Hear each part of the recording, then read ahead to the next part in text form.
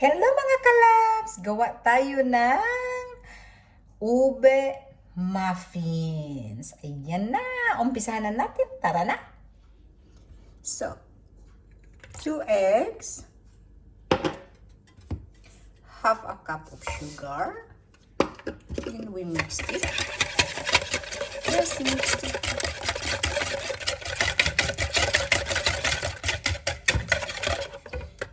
We add 1/2 cup of milk. Mix.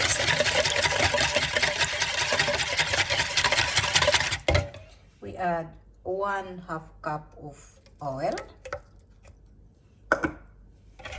Mix.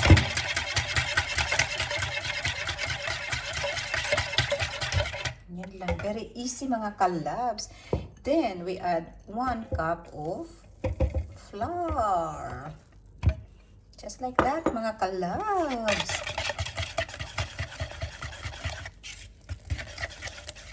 Then we add our 1 spoon of ube. Then we add 1/2 teaspoon of baking powder.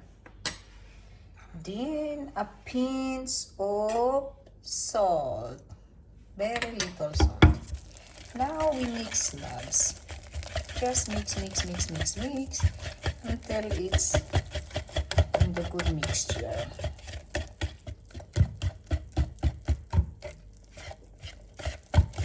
You see, loves? Just like that. We start to put in our muffins.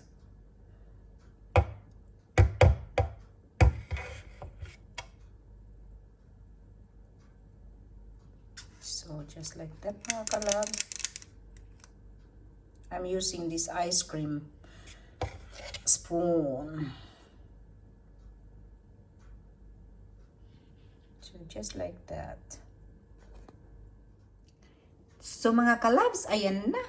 Ilalagay na natin siya sa ating oven. Yan mga kalabs. 12 to 16 minutes lang yan mga kalabs. Ayan. Diyan na. Good luck. Ayan na mga kalabs. Kunin na natin ang ating ube muffins. Ayan. Ayan na mga kalabs, diba?